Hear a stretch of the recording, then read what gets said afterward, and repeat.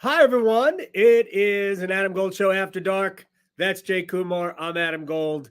And man, I wanted to do this Sunday at about 4 o'clock in the afternoon. I would not have been a good place to do it Sunday. I was eating.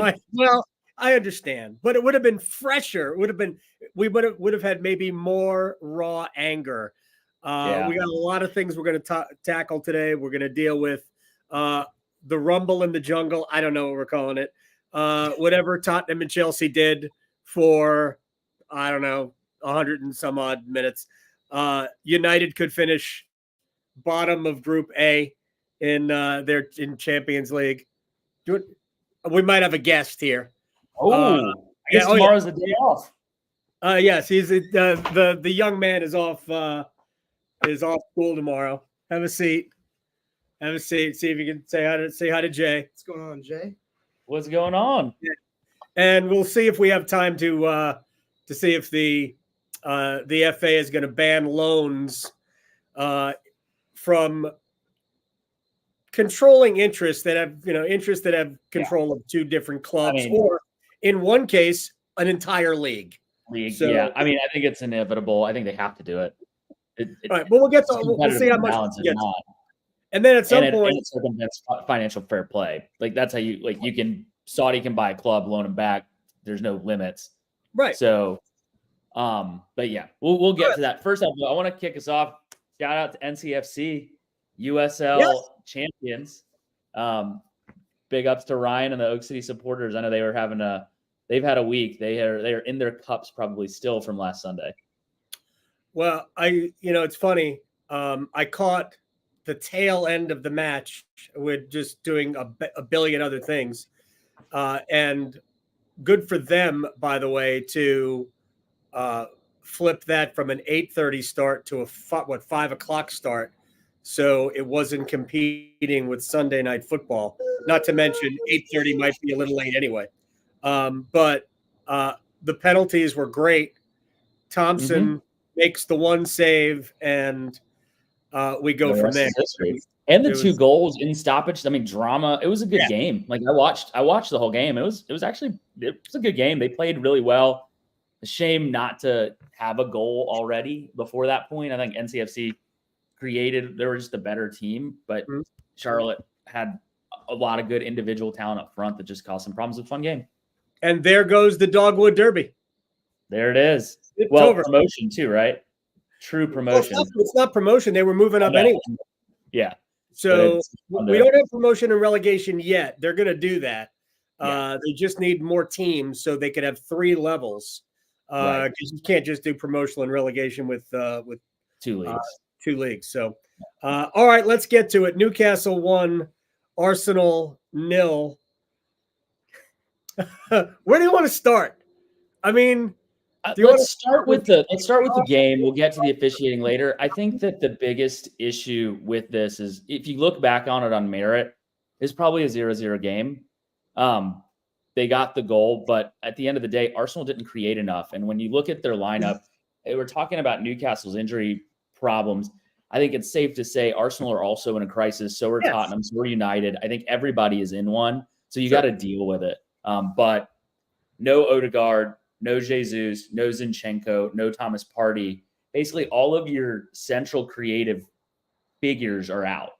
And so there's nothing through the spine that actually moves the ball. And if you saw, we were very much reliant on Bukayo Saka, Gabriel Martinelli to do isolation. And that's not their game. They are really good wingers that can get involved in the buildup and bring the ball back in and out, almost like an accordion. But when they have to play true winger football on the wing on their own, that's when they struggle a little bit. And I think that's what ultimately cost Arsenal the game, not the officiating.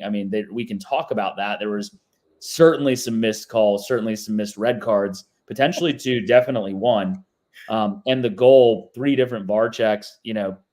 I guess you can shove players in the back now, but if you don't create enough, you let yourself be victim to chance. And in a low scoring, low variance game, you have to, like we've said, when they've gotten the goal, they outshot United 13-1. They outshot City 16-4. you create those chances, you get the bounce, you get the deflection, you get the bad officiating call. So if you don't create enough, this is what you get. And at the end of the day, that's what happened to Arsenal is they got by not creating enough on the offensive end. The VAR issues and the officiating aside, that's what cost them the game. You let the refs become a factor because you didn't do your job. All right, before I weigh in, you have any thoughts on that game other than like for a game that neither side really generated great scoring chances? It was one of the most amazing football games I've ever watched. It was compelling. I mean, it was drama. I mean, that's when you talk about 0-0 ties being exciting, that's what that was. And then they got the goal to create a winner and add more narrative juice. And at this point, between the United game where there was some questionable offside, I think it ended up they won. The Chelsea game, the week in, week out with Liverpool, the Arsenal game. I mean, at this point, VAR and the poor officiating is a feature, not a bug. They have decided to, I think it invites conversation. It creates content. And I think that's what it is. But yeah, anyway, Jack, you were going to say. Yeah. See, VAR wasn't really a big issue last year. I don't think there was anything. All of a sudden, this year, it's just they blew up. They can't make any calls. They're making a bunch of mistakes. There was almost like nothing last year, right? So I think VAR has been a problem. But you know what's it? Would it have been better? Like I don't want to make this all about VAR because I actually don't think VAR is. I think VAR does more good than it does bad. It's not the technology; it's the user. VAR works. I mean, a lot of the stuff that they go to VAR for becomes subjective, and that's going to be the nature of anything. And it's very similar to instant replay in football. Sure. I mean, it's not tennis. It's not a completely linear game. Right. But my overriding thought on VAR is no system is ever going to get it always correct. I do think that they correct. They certainly don't correct all the mistakes, but they certainly correct mistakes. So it's closer to being what everybody wants, which is what is supposed to happen. And this is independent to me, of what happened. At James Park. But I actually, in general, my only problem with VAR is the same thing I have with any replay system. We should only be looking at replay in real speed. We should not be slowing anything down. Because I agree with you on that. Slowing down, here's what slowing down does. Slowing down took Marcus Rashford off the field in the Champions League. Yeah. The still picture took Cody Gakpo off the field in the game. I don't even remember who it was when they played. It's Curtis Jones, not Cody Gakpo. Curtis Jones, guy, right? Against Tottenham. Yeah. Yeah. I mean, real speed. Let's see it. And he may have gotten sent off anyway. But the first thing I don't even remember who the referee was for that game. The first thing he sees is the still picture. Like, okay, well, I'm done. Right. So you look at looking at him in real speed. Perfect example of this was the Havertz call. He was out of control and reckless. You see it in real time. You realize he didn't make contact with the player. He just went in front of him. He got him at the back leg. He got him with his trailing leg. Now, if he was a millimeter earlier, it's a straight red. He got lucky. Let's be very clear. He just missed the tackle and clipped him on the back end, and so it's a yellow. But he was making a red card caliber tackle. He just missed. Similar to Bruno Guimaraes, who went 2-footed up before the shove and just completely missed him. But apparently that's legal now. And I don't know if you saw the VAR review. The independent VAR review came back and said forearm. It wasn't an elbow. Unanimously, Havertz was a red card. And then 3-2, the Guimaraes one, they were unsure about. Split decision on Guimaraes, unanimous on Havertz. That tells you where we are. To me, they were both reds. To me, they were both reds. The Bruno, I don't understand how he didn't get my favorite part of the entire game is that Bruno didn't get a red, didn't even get a card. He got a card late because he was trying. That's the other thing. He didn't get a card for the forearm to the back of Jorginho's head. Nope. He didn't get a card for just coming up behind Jorginho and bodying him down and then telling him to get up. Right. The yellow card he got was for pushing Fabio Vieira kind of in the chest, just below the neck, and Vieira grabbed his face. And I thought that was hysterical because that's where the yellow card came. And all I could do was sit there and laugh. He should have been sent off twice. Should have been sent off twice. He also, the other piece of that is he was trying to get a yellow. That's the other piece we forget because he is on 4-5. Now he misses Burnley, not City. So good point. That he was actively trying to get a yellow so he doesn't miss the more important game. Hey, that's smart. He's not even paying attention. Why are you here again? I'm here. I am. He wouldn't. I know what he's talking about. It's just. All right. Sorry, Chelsea. Not he's missing Bournemouth, not instead of Chelsea. Still, all right, same thing. Like he was actively trying to. I'll say one last thing on this game, and then we can move on to. You don't want to talk about you don't want to talk about the 3-pronged VAR that allow that. I have a larger problem with the aftermath of that. So that's what I want to talk about. So one thing with that is, guys, this is now a couple games that we've had controversial end line situations. Get it together. We have goal line technology. We have chips and ball. We should be able to extend this around the pitch. Like, I don't figure that out. I don't know what to say there. Just figure it out. The offside's not subjective. So when they drew the line, they couldn't draw the line. They didn't have a camera draw the line, which is weird. Exactly. So they don't have any good angles anymore. They don't have any right. And then the ball on the line, the ball looks out when you're. That's why you just need technology. I mean, we can do it on the goal line. Why can't we do it on the side, on the end line? Like, we have the technology. And then lastly, I'll just say the shove on Gabriel is kind of ridiculous that gets away. But again, that's a subjective call, and I'm fine if you give him the goal, give him the goal. I think the issue that I said at the beginning was you've got to take and create enough that you don't let that moment end and decide a game. That's what it boils down to. Let me just get his thoughts on the ball. We couldn't tell. We think the ball was in. The ball isn't. Right. I mean, you could see green. But the ball's round. Right. But the ball's round. It's a sphere. Right. Yeah. And the ball has to be completely across the line. Right. Was it a shove? It was enough to make him fall, but that is such great poor efforts from Gabriel that it doesn't even matter. I thought he was leaning forward before. He didn't even make an attempt to jump, so there's no point. And David Raya needs to hit the weight room with his legs. No, I mean, the Gabriel piece, he was stooping to head it up and out, and so he was kind of coming to do that move. But yeah, regardless. And the ball went out to Willock. The whole Arsenal team stopped. They shut down. That's the bigger part. Is they thought it was out. The ball. Nobody plays. So they deserve. You got to. If you don't put in the effort for 90 minutes against good teams, you're going to be found out. They got found out. It was a fluky goal, but again, you got to create. The last thing I'll say is I'm going to be consistent on this. I did not like the letter from Arsenal after. Said that about Liverpool. Very Liverpoolish. I was just going to say that. Yeah. We don't need it. I was fine with Klopp and Arteta's comments.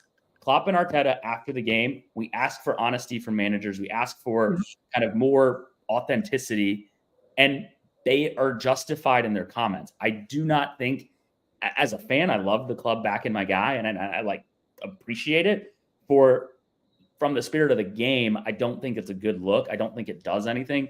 It's just red meat for your fan base. It's Debbie Yao's letter. That's what it is. That's all it is. And so if you liked it, great. It doesn't do anything, and it probably doesn't help you in the long run. All right. Tottenham 1, Chelsea 4. I think Tottenham was down to 3 men, but it's okay. Ange Postecoglou is still going to have a go. Can I just say?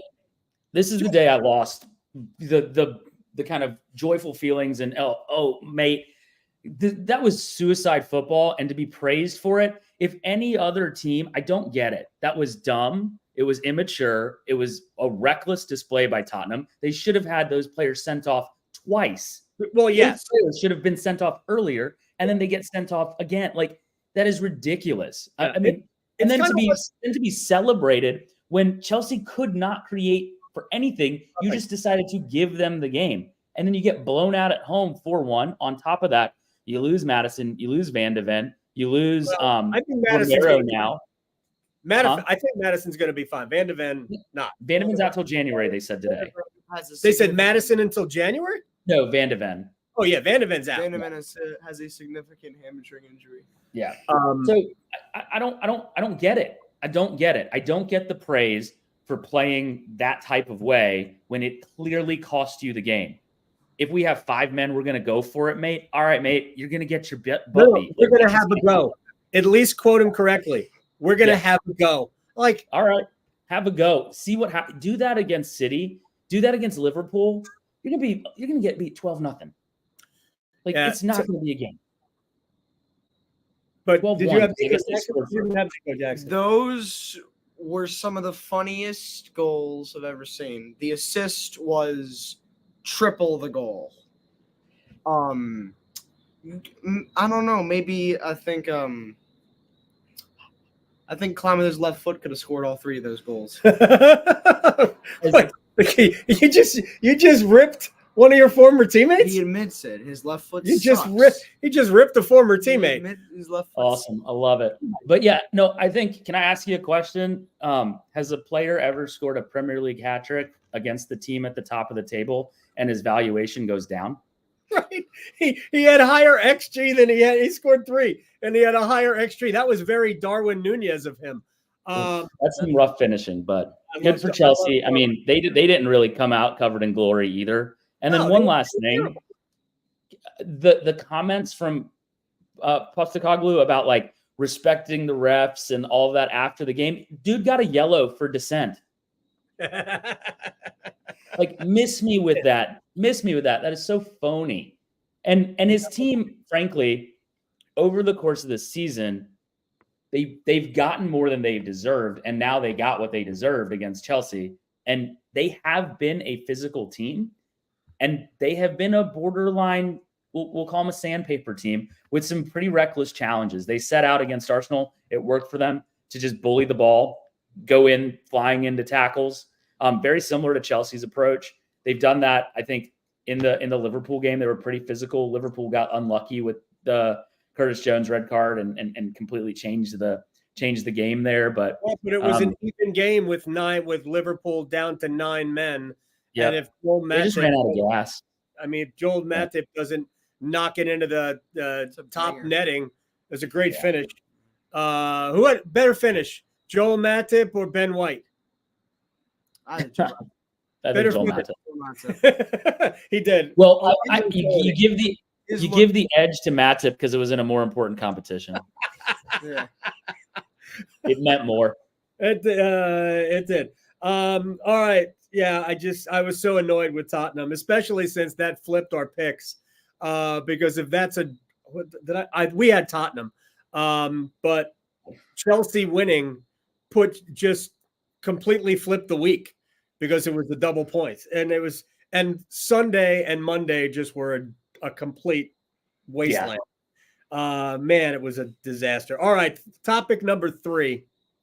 I might let you handle this one, Captain United. Could Manchester United finish last in Group A of the Champions League? Why don't you have a go, Ange? No. No? You got. We play with heart. No, sure you do. We play with heart. Whose heart? Can you Harry Maguire? Can you? Oh yeah. Can you get 3 points at Galatasaray after the Tuesday after Thanksgiving? No. Okay, well then it's over.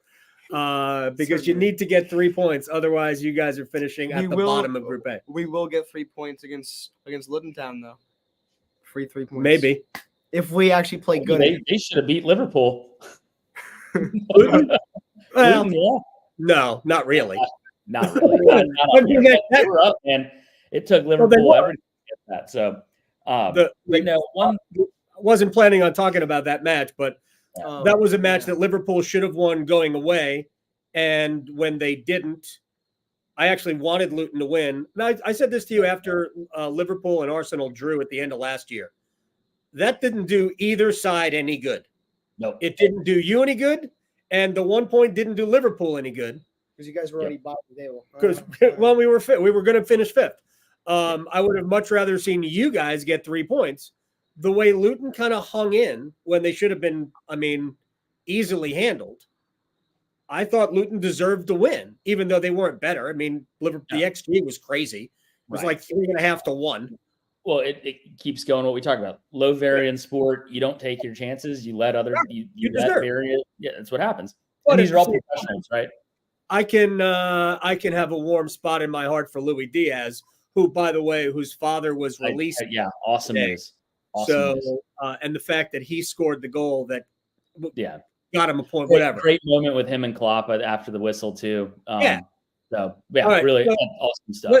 Let's get back to Manchester United having a 2-0 lead at Copenhagen on 2 Rasmus Højlund goals and then completely losing the plot. So the funny thing is, he's our team's leading goal scorer.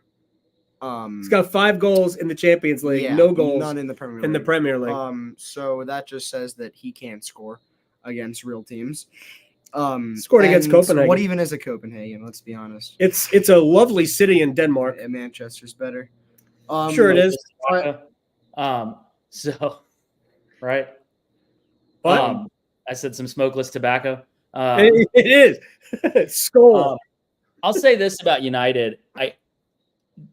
It's hard to judge that game considering they went down a man. And I know it's down a man and it's just a player, but they were controlling that game 11-11. They were by far the better team, and they won 4-0 30 minutes in. Yeah, it should have been 4-0 30 minutes in. It shows how fragile their foundations are. They built a game plan with patterns. They were hitting their patterns. You take one piece out of it, the patterns fall away, and then Copenhagen can get in. Their confidence is at an all-time low. As soon as they give up that 1 goal, they're down to 10 men. They're like, we got to hold on. They go up 3-2, and then they end up losing. Like just a series of just, I think, psychological wounds that are affecting them as much as on-field play. Because I think you score 3 goals at Copenhagen, you should win. And they played well enough to win for most of that game. It's really mentally for them where they're struggling. And I think any bit of adversity right now, they do not have the capacity to pull themselves out of it. And so if you get ahead on them, it's going to be very hard for them to come back until they see themselves do it once. I think they go ahead. And I have a couple of things to say about this. First, I think we may need to put I think we need to set aside a new captain, because Bruno he doesn't really show great leadership in either. I mean, he has scored big goals. It's more how he plays. He shows leadership than how he talks to his teammates. And the way he talks to his teammates is not in a constructive way. It's in a he complains a little bit too much to be a captain, I would think, but he's such a great player. 2 penalties, two penalties given to Copenhagen. I don't know what we're doing there. It was rumored. Well, the Rashford was a penalty, right?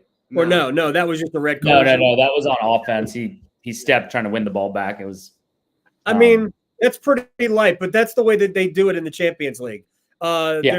If the ball hits you in the arm, they don't care. It's a handball. We saw that in the Champions League final when Liverpool won. I think Trent tried to hit it into his arm. But my feeling about United is that their problems are as much personnel as it is anything else. I mean, you can't win. And I'm not saying that Copenhagen is a high-level football match, right? Copenhagen's obviously a good enough team to win the Danish league, but they're not. They're bottom. They're not even in. But you saw Arsenal go to Lens and lose. I think away in the Champions League, it's still good football. Right, but what I'm saying is that if you are United, No offense to Harry Maguire, but you can't have Harry Maguire and Johnny Evans in central defense. You can't have Christian Eriksen as one of your deep lying midfielders. You can't have nobody dynamic at the top of the pitch. Their wingers, Garnacho was good. I mean, look, they have so many issues personnel wise. A lot of it is due to injury. No Luke Shaw matters. They never had at any point this year the Casemiro they had a year ago. Amrabat has not been good. He's been just at best okay for them, and they thought they were getting somebody who can really hold down a six. They didn't get that. Bruno has been good, but not great. He has scored some big goals, but he hasn't dominated the field at all. They've just got issues, and I don't know if their issues are coming from Ten Hag to the group, and they don't know they just lack confidence and direction, or if it's entirely about personnel. I think it's a combination of the two. But yeah, it's never entirely any one thing, right? And so, yeah, I mean, they've kind of had a perfect storm of poor form, bad luck with injuries, and then tactical, we'll call them blunders. And that's just a recipe for disaster. And then I don't know if you saw and then insult to injury on top of insult to injury. Not only are their uniforms too tight, but Jadon Sancho has been kicked out of the WhatsApp group for United players. What? Did they really do that? They kicked him out. And he tweeted about it. Oh, good for him. He tweeted about it. He said, all I said was lucky win after the game last week. Hey, look, I don't know what's going on behind the scenes there. Wait, he said lucky win after Copenhagen beat them? No, on the weekend. Oh, okay. Oh, it was. Yeah. It was a lucky win. Yeah. They were terrible. He said lucky win, and they kicked him out. And he tweeted about it. He's like, all I said was lucky win. Now I'm kicked out of the group. Ten Hag admitted he was wrong for scaring off Ronaldo. I mean, what would Ronaldo be doing here? He admitted himself. Maybe we shouldn't have. I don't know. He did. I missed that, but I think that's what he said. What would Ronaldo? I think that's what happened. I think that's what he said in the washed. He's doing very well in the 36th ranked league in the world. He has 43 goals. 2023. He's lead leaguer. All right. Well, we'll see. Are they in the Club World Cup? Which club is he at in Saudi? Al Ittihad. Nasser. He's at Nasser? Yeah. Then he's not in the Club World Cup. We won't be able to tell. By the way, if City doesn't win the Club World Cup by 100 goals, right, then they are just bringing their academy team. Yeah. There's nobody there. No. The other top seed is Fluminense from Brazil, South America. Yeah, they're the two top seeds. They have the bye all the way to the semifinals. I looked at the bracket today and I went, really? Who cares about this? I'm intrigued at the idea of an expanded Club World Cup, but it's just the Champions League. I mean, that's what it is. So let's just have the Champions League. Because you're going to make it now they're going to make it like 10, or they're going to have a 36 team Club World Cup, which, okay. When are they going to do this? In the middle of Champions League, FA, Carabao, Europa? What are we doing? How many? I don't know. It's FIFA. FIFA cares about one thing and one thing only. Yeah. Money. No, like I said, City should just send their academy team. They probably still win. So we'll see. Good experience for those kids. Did you want to talk about kind of bottom three, top four, or top five, I guess, but depending on who gets there. Let's do that. Then we'll have to rip through picks. All right, let's do it. Right now, City's at 27, Tottenham 26, Liverpool and Arsenal at 24. I'm glad to not talk about that match. Villa 22, Newcastle 20, Brighton and United at 18. How does United have 18 points? They have beaten the teams below them that they should. And in many of those games, they didn't even deserve to win. Nope. Wolves, Brentford lost that game more than Scott Sure. McTominay won it. Is there a shakeup? Is there anything, or do we kind of know who the top four are and we're done? Will Tottenham hang on? Actually, I think there's a good chance that Tottenham doesn't. I just don't know who can catch him. I think that's the thing is you'd rather have points in the bag than games in hand. I think Sir Alex Ferguson said that, and I think that's what Tottenham have right now. They have the points, but I think Liverpool and Arsenal will move past them pretty quickly. Yeah. In the next week or two. Tipping my picks a little bit.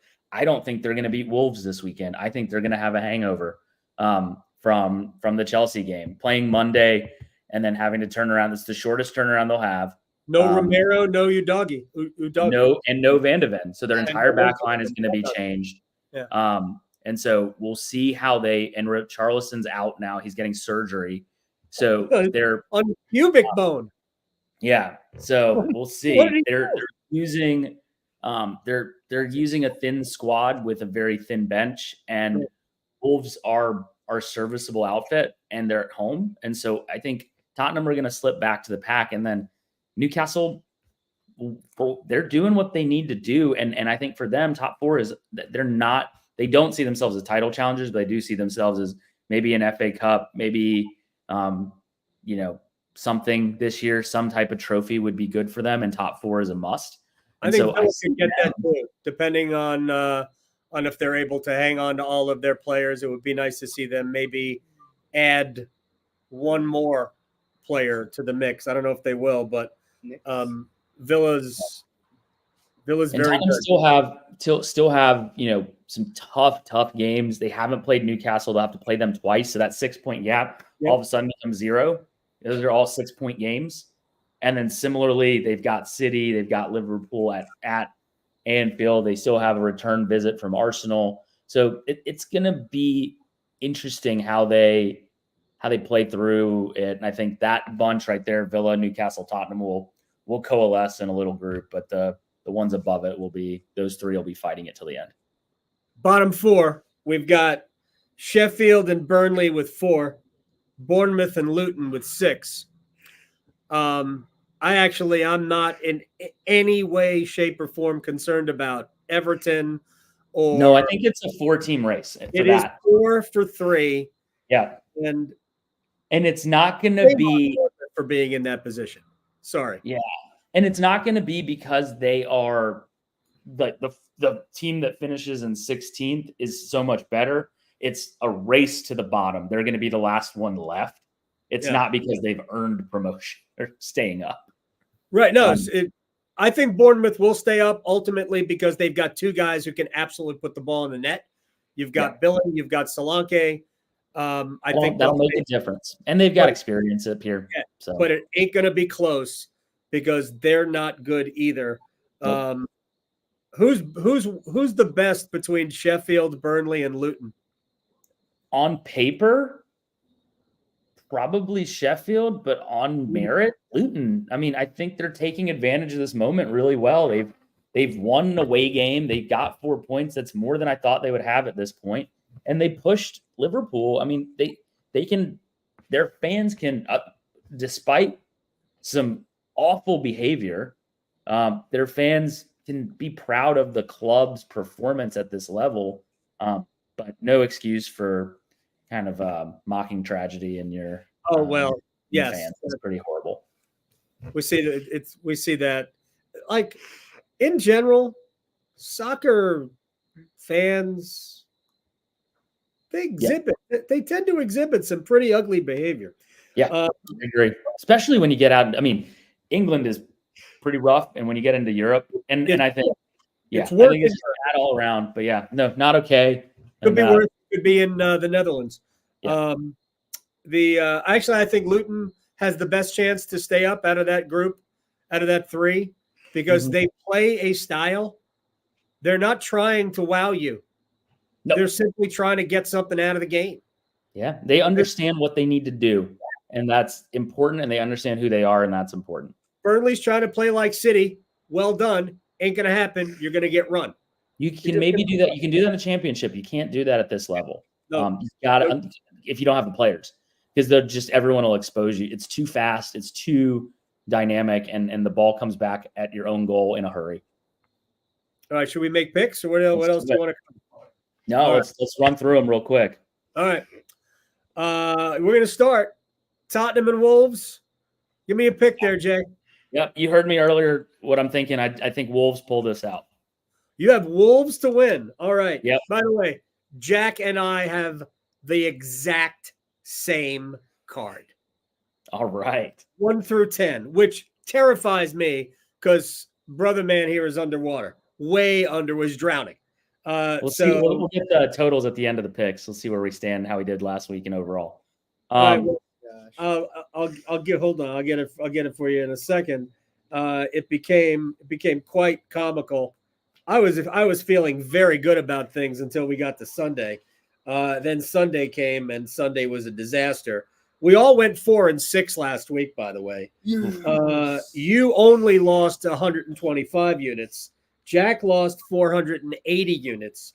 I lost 185 units and went 0 for my last 3 at -7 something. Why am I losing so many points? It was because you're bad at it. That's why you're losing so many points. You're not good at picking games.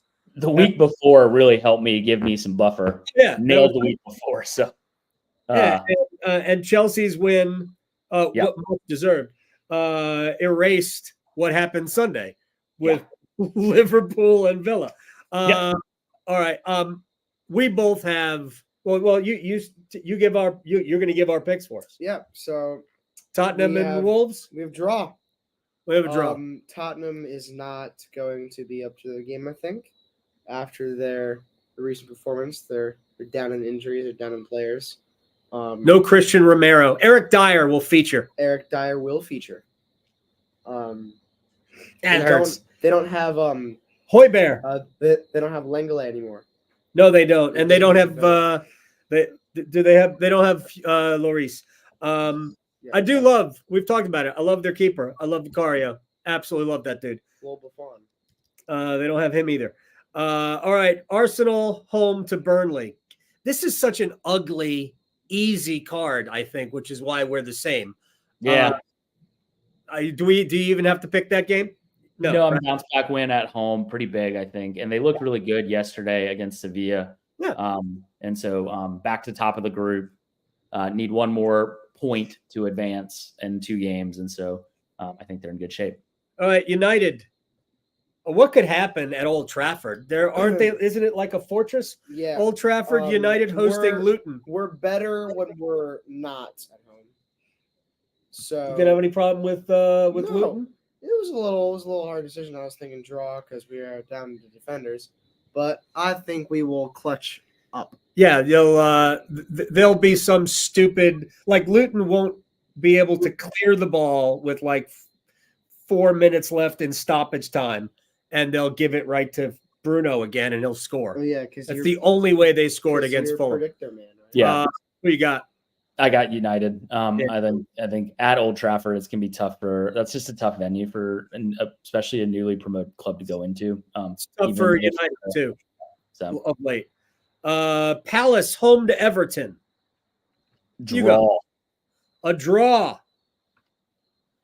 I have a draw. I think it'll be a good game, but I think I would have picked Everton if it was at Goodison, but at Selhurst, I think Palace will just do enough and hold on for the draw. I'm kind of amazed that Palace has as many points as they do, because can't remember the last time I saw them win a match. I know they won their last one, but I just can't remember the last time they won a match. We both have Palace.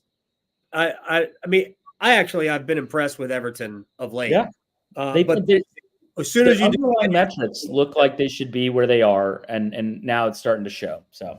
Yeah, but as soon as you're impressed with Everton, they stink. Newcastle, State. Newcastle at Bournemouth.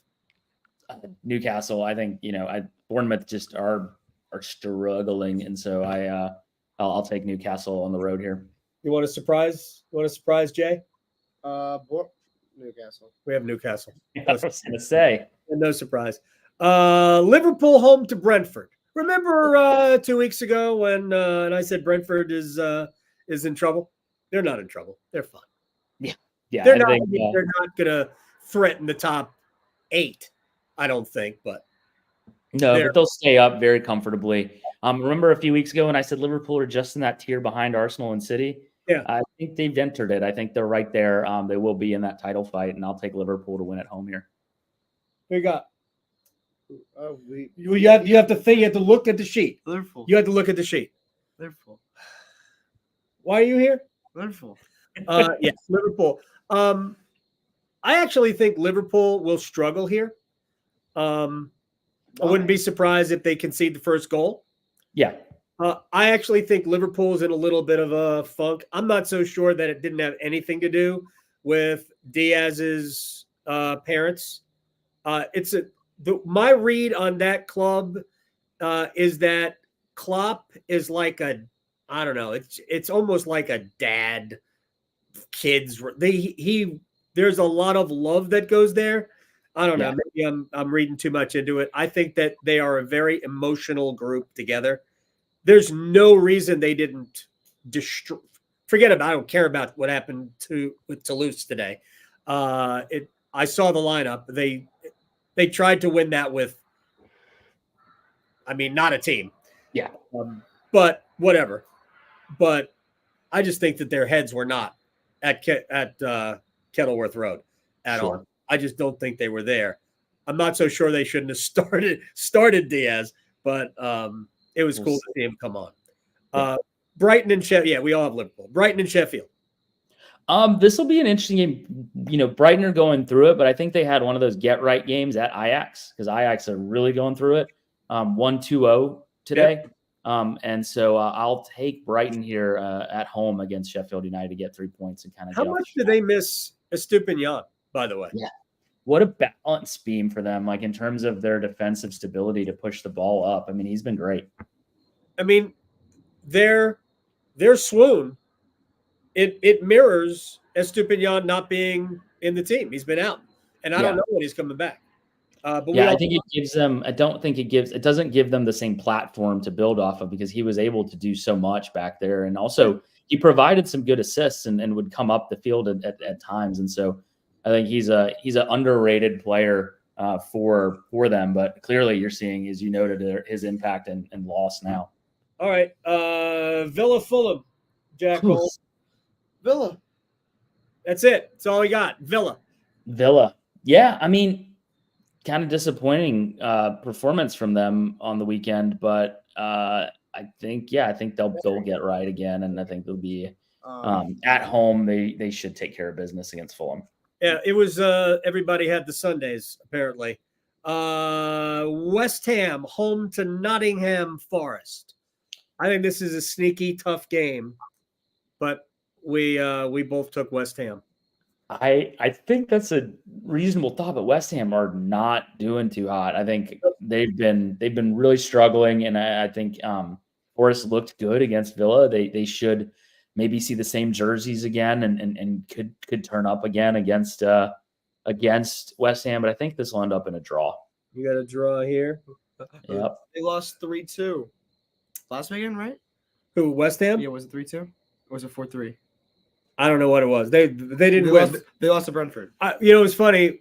Back 4 matches in when they were top 4, it's like, hey, look at West Ham. Yeah. 3-2. They lost 3-2.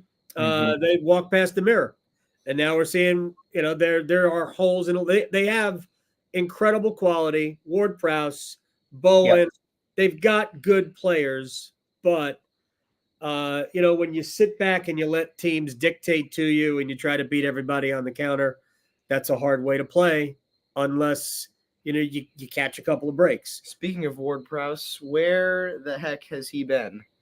Haven't heard his name up in a while. Yeah, well, nobody. The only person we've heard really is Bowen. And Mavropanos for the Mavropanos. Tom Rennie is not a fan of Mavropanos. I've been listening for like 3 days. He hates Mavropanos. He is not done too hot. Not at all. This is basically a calamity. All right. I don't know if this is a tough one or not. I don't think it is. Stamford Bridge, City and Chelsea. I think City are going to take some confidence from that win, but it's not going to mean much because they didn't really earn that win. You mean Chelsea? Sorry, Yeah. Chelsea. City, I think, is confident. City have hit their stride right now and are looking like the machine they tend to look like at parts of the season. So I do think City will end up winning this game. I think Chelsea will come out and try to possess the ball and will have some spells. I just don't think they can create enough to beat City, and I don't think they can hold them out. No. And Robert Sanchez is and Chelsea will make more than enough mistakes for City to at least put 2 past them, probably 3. I think City will win this 3-1. Who you got? Yeah. I have City. Yes, but No. Jeremy Doku. Gosh, that is my guy. Yeah, actually, I'll say that.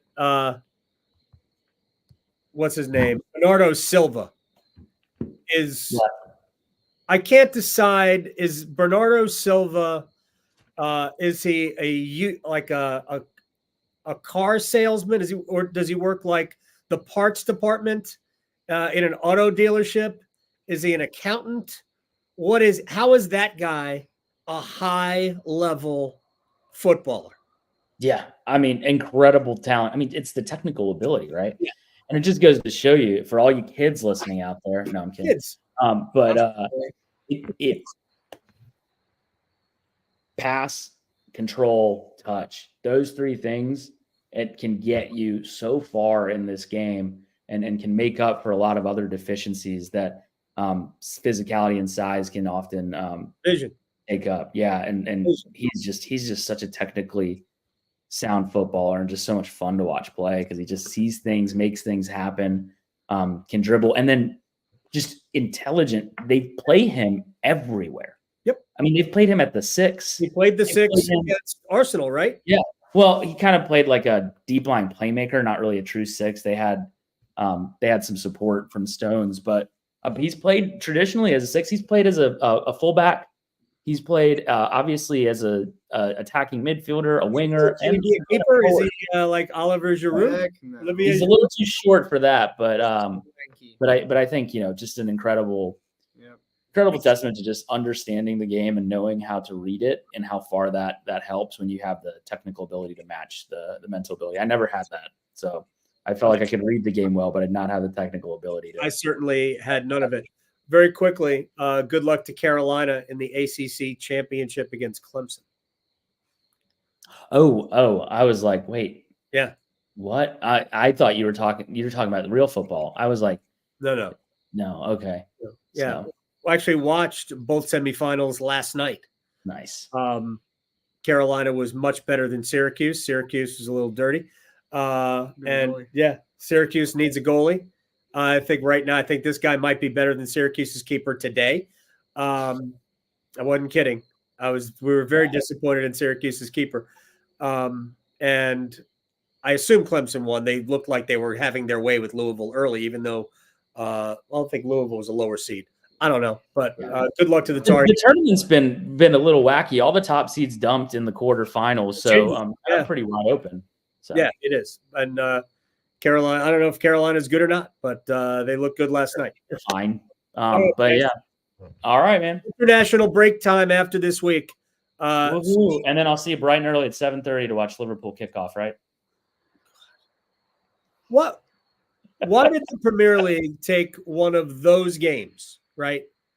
A game that typically delivers and basically make it impossible for it to deliver as not just 12:30 kickoff, right? Not just that, but having it the first game out of the international break where everything is kind of weird. Like that, you should have waited. That should have been either the last game before the international break or maybe 2 weeks before the international break. But I don't get it. I know they try to do those noon kickoffs. I know they try to keep those to the big clubs.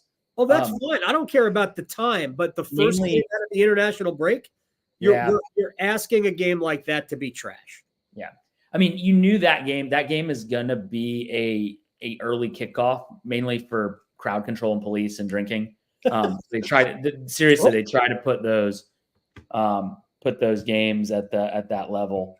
Earlier. Like Tottenham Arsenal, you'll see it's always an early kickoff.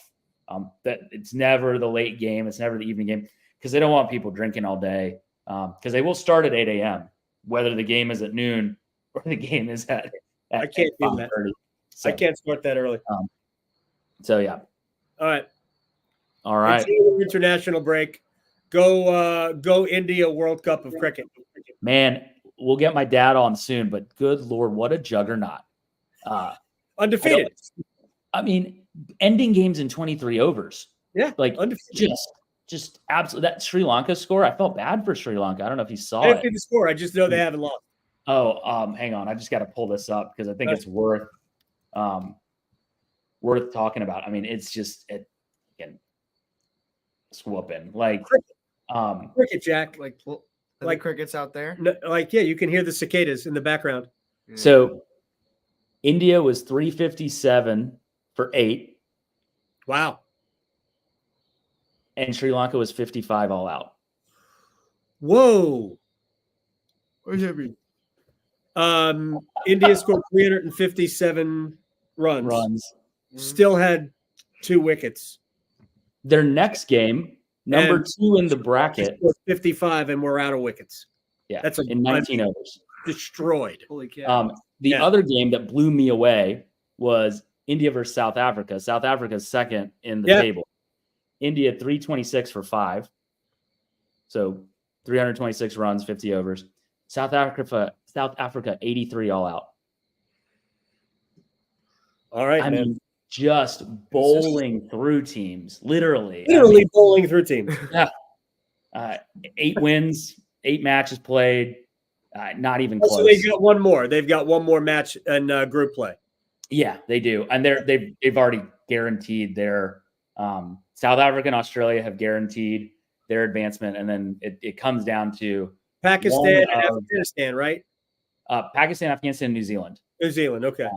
So New Zealand play Pakistan next. New Zealand play Sri Lanka next, and Pakistan is playing England, England, who is in last place. And then Afghanistan they're playing South Africa. So it'll be interesting. I think South Africa need to win. It probably will be one of New Zealand or Pakistan based on how it goes. But we got to get Sankar on the next one. Yeah. Well, I'll let him know. I'll talk to him this weekend, and I'll see him on Saturday, and I'll give him the heads up. He's cool. excited. All right. Take care. Enjoy your international break. You too.